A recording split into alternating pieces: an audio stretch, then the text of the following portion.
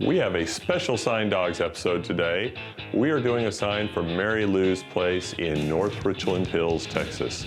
Mary Lou's Place is a battered women's shelter, and we're going to do a sort of traditional sign, except it's going to be in a triangular shape, which when you see it, you'll understand why. It really stands out like that. It's going to be a backlit sign. We can't wait. Every day we look at signs. Some are beautiful, others not so much. For a business, any business, a good sign is crucial. So where does a good sign come from? Who creates these tantalizing works of art? In the Dallas-Fort Worth Metroplex, it's done right here by the people at Signs Manufacturing, the people we call the Sign Dawgs. I'm Angie Weir. I'm the Executive Director of the Battered Women's Foundation, now being called Mary Lou's Place.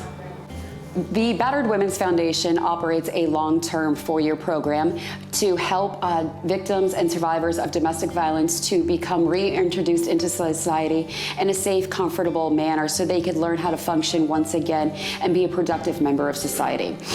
We, in their first year, offer them lots and lots of resources and services such as counseling, food pantry. They can shop in our store for needed items for their household and clothing and such. We also offer Day to Shine events where we bring different companies in to do their hair and their makeup. We give them brand new business outfits. We have established a client resource center here now. So if clients need to use the computer, use the printer, they're more than welcome to come in and do that as well.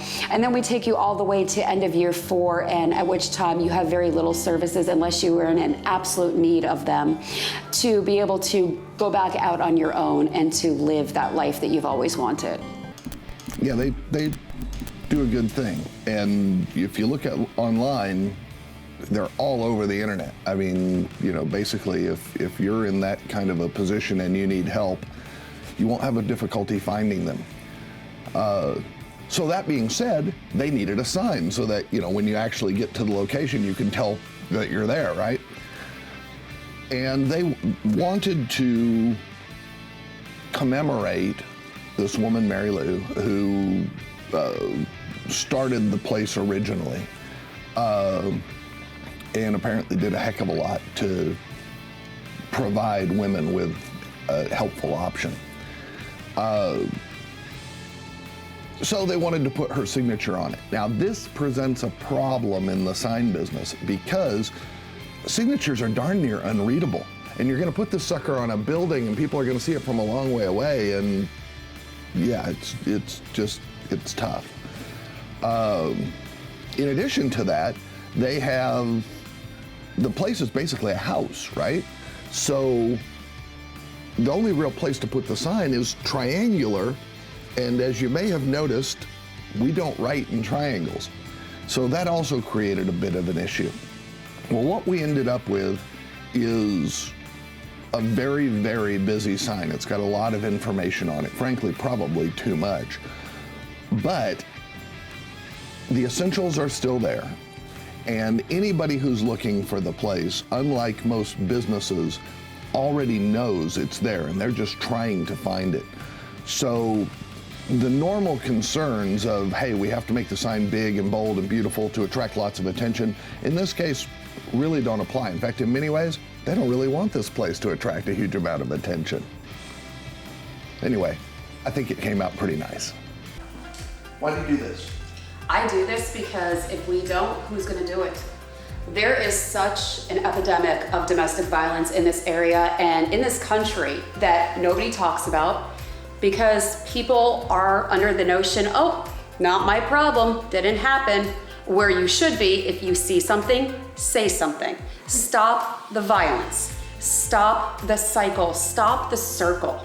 Because you know what, if only one person spoke out, maybe somebody would be saved. So what did you do before this? I was actually a pediatric and critical care paramedic for 15 years. Really? Really. Well, that's kind of cool.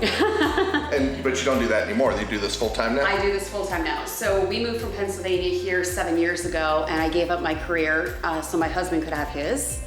And 4 years ago, I was added to the board here, and then when Mary Lou got very sick back in October, they were thinking about shutting down the foundation. I stepped in and I said, no, absolutely not. This is what she always wanted. This is her legacy. This is what she leaves behind. So I took over as director, and then when she passed away at the end of November, I assumed her position as executive director of the foundation. So the sign, we had toyed around with doing a sign for the building before Mary Lou had passed away, and then once she passed away, it kind of solidified in my mind that this building and this foundation would become dedicated to her and her legacy for all of the years that she put in here, helping these women and these families get back on their feet. We went with Signs Manufacturing because they were the ones that wanted to work with us and our timelines and everything as such. We renamed the building itself Mary Lou's Place. The foundation is still known as the Battered Women's Foundation. We also put in memorial of her with her birthday and her death day to always remember how this started and what brought us and the community together. The purple is actually the color of domestic violence, so we went with that. And then the script fonting is actually something that I made myself to represent Mary Lou and everything that she stood for and her wild self. So the sign is fundamentally a cabinet sign. What that means is that there's a frame, which is going to be in the shape of the triangle, and then the skin's going to go on the outside of the frame. Internally, it's going to have lights, and those lights are all going to be on the back side of the face because the cabinet's about this deep, so the light has enough room to spread out, and we get even illumination across the face. So the key thing to keep in mind when you're building a cabinet sign is that you've got to have enough room for that light to spread out.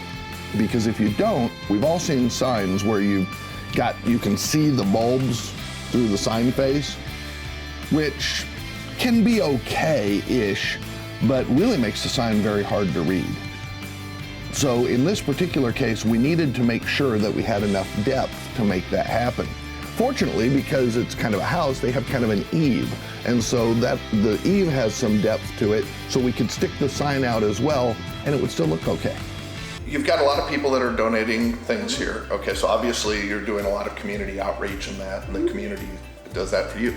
Do you hold events, or, I mean, how do you? So typically in the past, we've held several events. We hold what are Day to Shine events. We bring people in to help them do their hair, do their nails, give them a nice business type outfit for interviews and such like that. Just give them a lot of self-esteem building. We also do other events, like we do Easter egg hunts for the kids. We do Halloween parties for the kids, Valentine's Day parties. And then when we hold what's called Christmas Angels, very similar to like Toys for Tots type of deal.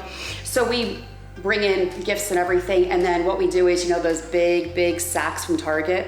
Oh yeah, sure. We fill them up. Every kid gets one with a letter from Santa. They get their stockings, they get everything, and then we distribute them right before Christmas. We do Thanksgiving food baskets, we do Christmas food baskets. So there's a lot of events that we hold throughout the year. Wow. All right, Battered Women, also known as Mary Lou's Place. It was basically just a channel letter with a lot of graphics on it.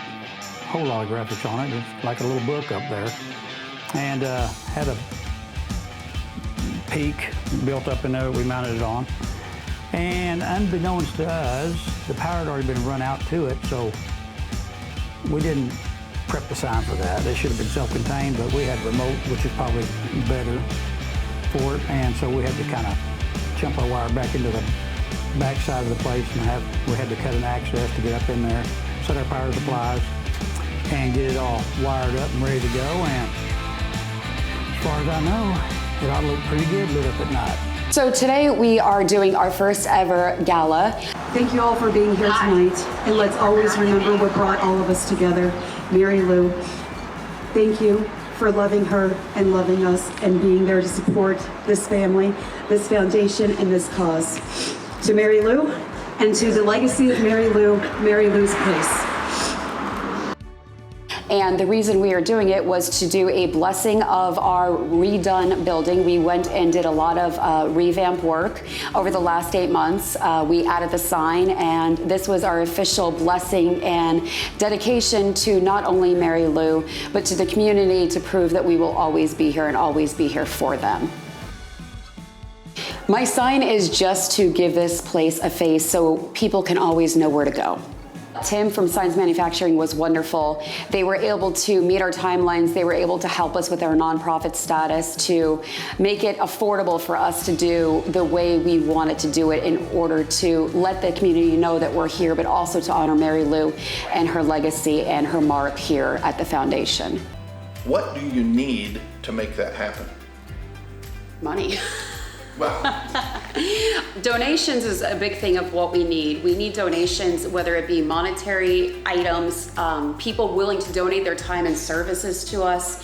That's how we got a lot of this done. I mean, contractors didn't do it for free, but they did it at reduced cost or lower cost to us. So any little bit like that helps. You know, we have what we call emergency care funds that we always need donations into, that if we have somebody that needs shelter with children, but we can't get them into one, that at least allows us to give them money towards a hotel or give them money towards an apartment so they can move in so they're not homeless and living in a car. is there a procedure or whatever to do a donation? If people want to donate, all they have to do is call here, show up here, email, and then if they want a receipt, they just have to let us know and we produce the receipts for them, no problem. We have a website, which is www.batteredwomensfoundationoftexas.org. We also have an email, which is help@batteredwomensfoundationoftexas.org. We have a cell phone, 570-751-9551, as well as a landline foundation phone, 817-824-8464. Geeks, that we are here. We have arrived. Hi, I'm Chris Peterson. I am the owner of Geektopia in Plano, Texas. We sell video games, toys, collectibles, really anything nerdy or geeky. The biggest thing I hope to get out of my sign is just more foot traffic, more people seeing that I'm here, and I've definitely seen a little bit of an increase really since it went up just in the last 2 weeks. So that's the biggest thing, is it makes the store more visible and easier to find. So what do you think? Oh, beautiful. Absolutely beautiful.